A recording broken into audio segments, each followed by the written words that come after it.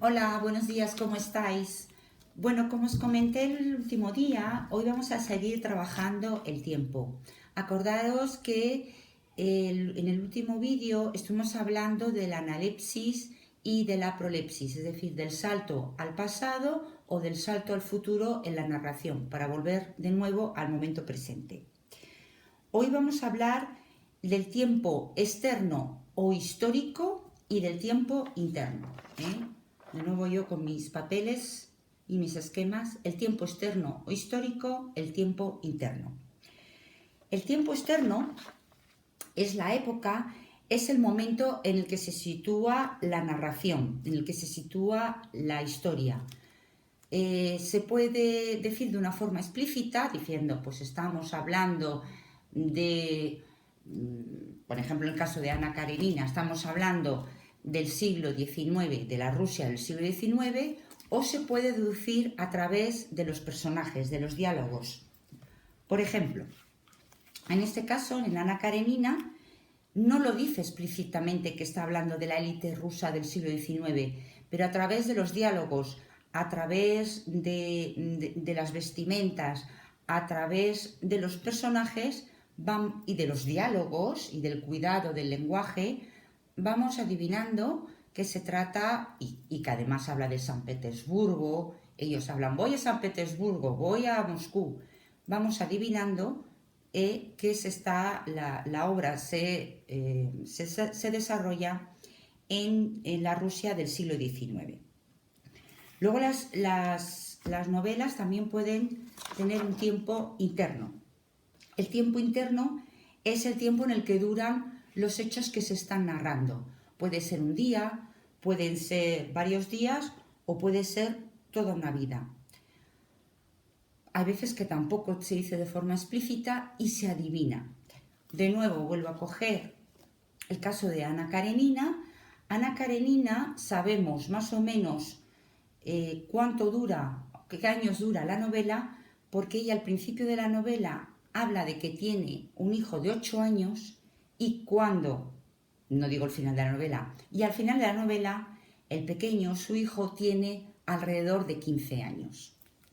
A través de esos datos podemos adivinar los años, porque es la vida de Ana Karenina, los años que va relatando, que se va narrando en esta novela.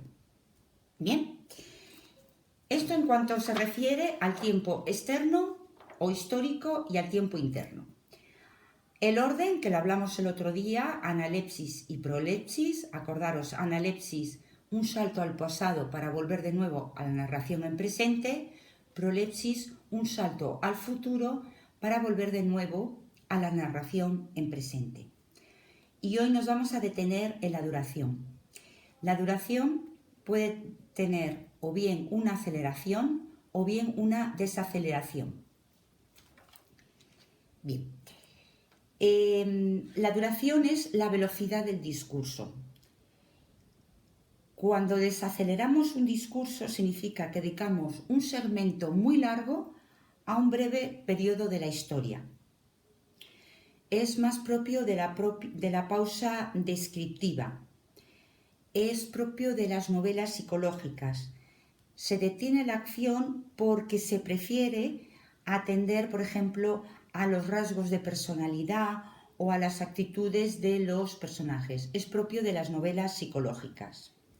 Es propio, por ejemplo, lo hace Rafael Sánchez Ferlosio en El Jarama. Realmente es una novela en la que se dedica, son solamente 16 horas. Es la historia de unos domingueros que van a pasar el domingo al lado del río, a bañarse en un río. Realmente esa es la historia. Pero sin embargo, el autor se detiene mucho en las pausas descriptivas. Él mismo dice en un momento porque curiosamente Rafael Sánchez Ferlosio renegó del Jarama. Dijo que sí, textualmente, en una entrevista al País, dijo que es verdad que él había buscado cuidar el lenguaje, el trabajar el habla popular, pero dice textualmente, pero es una novela que no tiene ni pies ni cabeza, no me gusta nada. Sería un libro que si lo hubiera escrito otro diría, qué pelmazo. Realmente separa la acción, no hay acción, es todo una descripción y una atención al habla de los personajes, propio de esa época. Bueno, Rafa, la verdad es que hay detractores y hay amantes de la novela El Jarama. Fue premio Nadal en 1995. El propósito de él era el habla de los personajes y no hacía atención a la acción. Bueno, puede gustar o puede no gustar, como todo. Él se autocriticó mucho, pero bueno. Luego está la aceleración. La aceleración, por el contrario, se dedica un segmento muy corto a un largo periodo de la historia. Es decir, prácticamente no se cuenta nada, pero sí acontecimientos. ¿Qué consigues con esto? Que tienes al lector no lo aburres, le tienes absolutamente intrigado. Y haces que todo aquello que no se cuente, porque estás resumiendo tanto, para la acción no cuentas nada, no describes nada, que dejas que la imaginación del lector trabaje mucho más. Esto, por ejemplo, he cogido la novela de Un tranvía en SP de Unai Elorriaga, que fue Premio Nacional de Narrativa en el 2002. Dice así textualmente: creo que nací en 1914. De pequeño fui a la escuela y de joven a la guerra, pero la guerra no era un buen sitio para estar. Después me casé con Rosa. Es decir, en 2 líneas habla de su infancia y de su juventud y de que se casa.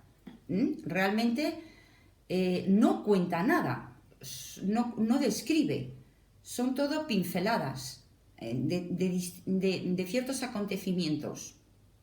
Con lo cual, efectivamente, lo que haces es que el lector tenga que trabajar la imaginación para imaginarse pues cómo pudo ser, por ejemplo, la infancia y la juventud de Lucas, en este caso. Bien, esto por un lado. Y luego quería comentaros también que el otro día, porque no nos dio tiempo, cuando trabajamos el tiempo, se pueden trabajar tres estructuras narrativas: la lineal, in media res, in extrema res. Lineal. ¿Lineal qué significa? Lineal significa que tú sigues un orden cronológico según suceden los hechos. Por ejemplo, Jane Eyre trabaja la novela desde el principio. Trabaja que Jane era una niña que tuvo una infancia muy dura, que luego va a trabajar muy jovencita a casa de este señor extraño que guarda como un secreto y, bueno, no la quiero contar la historia, hasta que se desenvuelven una serie de acontecimientos. Pero está todo relatado desde el principio, es decir, conocemos a Jane desde que era niña, desde que era un bebé. Y por eso podemos entender por qué su carácter es retraído, es reservado. Cuando ella a los 18 años y entra a trabajar en esa casa, se encuentra con una serie de acontecimientos y de hechos que realmente son sorprendentes. No desvelo más de la novela. Una novela también puede ser in media res. In media res es un vocablo latino que significa en mitad de las cosas, en mitad del asunto. En esto hay una novela estupenda que a mí me caló mucho, que se llama Todo esto te daré, de Dolores Redondo. Cuando empezamos una novela en media res significa que empieza cuando está en mitad del conflicto. Y efectivamente esto empieza con Manuel, un escritor está en su casa, llaman a la puerta, es la policía y le comunican que su marido Álvaro ha muerto en un accidente en Galicia. Entonces él va a Galicia y va descubriendo que había cosas que su marido le había ocultado. Bueno, y además él no cree en el accidente de su marido, de Álvaro. Y hay es una novela negra, que fue Premio Planeta, por cierto, en el año 2016. Entonces, esta novela no empieza desde el principio, empieza en la mitad, contando en mitad del conflicto. Y entonces, por eso está lo de analepsis y prolepsis. Es necesario que en la historia haya saltos al pasado, por ejemplo, cuando Álvaro y Manuel se conocieron, se vuelve al presente para entenderlo. Empieza en mitad de las cosas. Es una novela, todo esto te daré, que se la aconsejo, porque yo es la primera vez que leo, siempre he leído novelas de amores truncados, de un hombre a una mujer, de una mujer a un hombre. En esta refleja la autora, para mi gusto, con muchísima sensibilidad, con una delicadeza bellísima, el dolor que puede sufrir un hombre por otro hombre, es decir, la homosexualidad, pero de una manera tan fina y tan delicada que realmente chapó, desde mi humilde punto de vista. Y luego puede haber novelas que sigan la estructura narrativa in extrema res, al final de las cosas. Por ejemplo, en la novela El túnel, de Ernesto Sábato, el narrador empieza por el final. Fijaros cómo dice, empieza así. Bastará decir que soy Juan Pablo Castel, el pintor que mató a María Iribarne. Supongo que el proceso está en el recuerdo de todos y que no necesitan mayores explicaciones sobre mi persona. Empieza por el final. Y ya la intriga de esta novela, porque como ya nos ha explicado el desenlace, es saber los motivos que le llevan a matar a María. ¿De acuerdo? Bueno, esto es todo por el tiempo, por lo que respecta al tiempo. Acordaros que las novelas pueden seguir un orden externo-interno, un orden que puede ser analepsis o prolepsis, una duración, una aceleración, una desaceleración. Lo ideal es el equilibrio. Y luego las estructuras narrativas, podemos comenzar la obra desde el principio, lineal, en media res, es decir, empezar la novela en mitad del conflicto, con lo cual tenemos que ir al pasado para entender, o en extrema res, es decir, empezar una novela con el desenlace, con el final. Pues lo mismo, ejercicio que os propongo para hoy es hacer un relato en la que elijáis o bien empezar una historia de forma lineal, cronológica, en media res, en mitad del conflicto, o bien empezar por el final, in extrema res. Y el próximo día vamos a hablar ya de los personajes que arman la novela. Os deseo una feliz tarde y nos vemos pronto. Muchísimas gracias por vuestra atención. Hasta pronto.